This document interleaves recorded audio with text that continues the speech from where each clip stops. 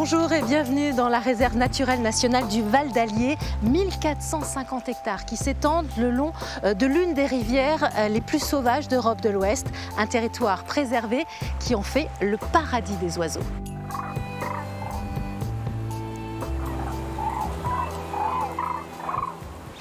Bonjour Jonathan.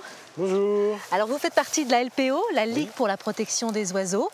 Alors sur ce site quand même assez remarquable, combien y a-t-il d'espèces d'oiseaux différentes? Alors, sur la réserve naturelle du Val d'Allier, on recense à peu près 600 espèces d'oiseaux, toutes périodes confondues. Il y a des oiseaux qui vont être présents que l'été, par exemple les oiseaux qu'on peut voir sur les gravières, comme les sternes ou les gravelots, sont présents que pendant l'été.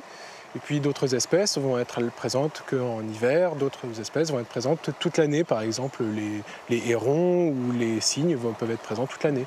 Alors, ce qu'il faut dire, c'est que si ce site est remarquable, c'est quand même grâce à cette rivière, qui est une rivière sauvage encore. Hein. Complètement.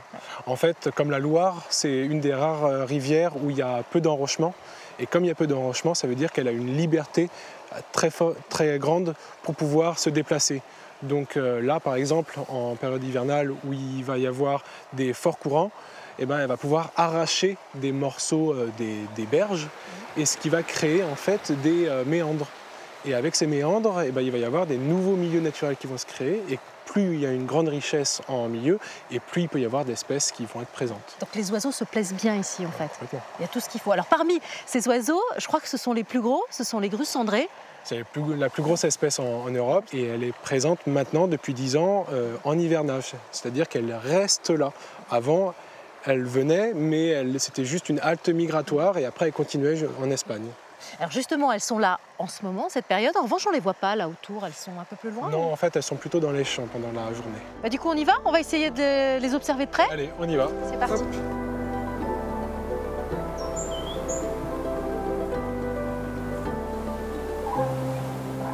On entend un peu au loin. Là, on voit là, même qu'ils sont en train de voler, des grues, du coup c'est pour ça qu'on les entend pas mal.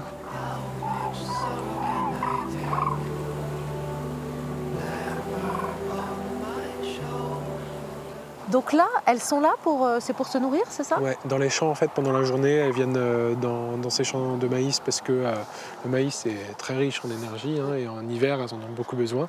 C'est pour ça qu'en fait, pendant la journée, elles vont se dispatcher un petit peu partout aux alentours du Val d'Allier pour chercher de la nourriture. Comment on les reconnaît en fait?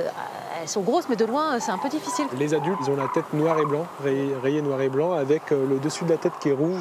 C'est très caractéristique. En fait, ce n'est pas des plumes qui sont rouges, c'est l'absence de plumes.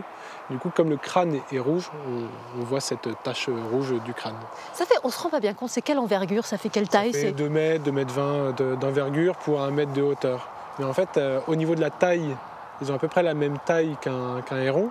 Mais c'est sur l'envergure qu'il y a une grosse différence, et que là, elles sont beaucoup plus imposantes. En général, elles sont par combien? Elles sont isolées ou il y en a plusieurs? Non, isolées, c'est très rare. C'est souvent des dizaines ou des centaines d'individus. Là, je vois certaines sont en train de s'envoler. Oui, on voit des petits groupes un petit peu partout qui commencent à bouger. On voit, le soleil est assez bas, la luminosité diminue. Donc là, elles vont retourner au dortoir. On va essayer de les voir au dortoir. Oui, Allez, on y va avant qu'elles soient toutes arrivées. Ouais.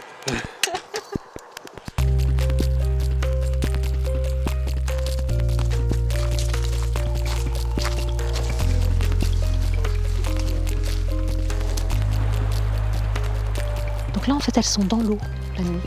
La nuit, elles sont les pattes dans l'eau, c'est ça, exactement. Ouais.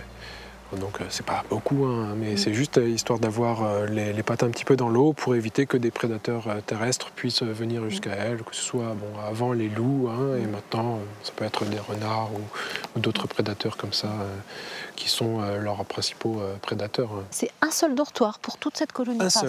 Un seul dortoir parce que ça fait plus de sécurité ensuite, parce que du coup il y en a qui peuvent surveiller, etc.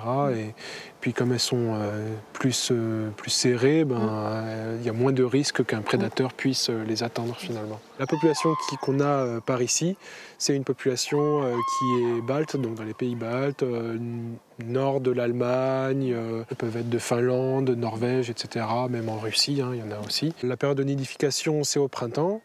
Et elles font donc leurs petits dans les pays baltes, et ensuite, au moment de la migration, elles repartent avec les jeunes qui ont dû donc emmagasiner beaucoup d'énergie pour retourner hiverner dans notre région. Donc Jonathan, on va continuer à les observer parce qu'elles arrivent encore petit à petit. Un grand merci en tout cas pour toutes les explications que vous nous avez données sur ces grues cendrées ici dans le Val d'Allier. Vous allez pouvoir les observer, donc n'hésitez pas à venir ici, lever les yeux au ciel. Et puis nous, on va continuer parce qu'elles sont encore là.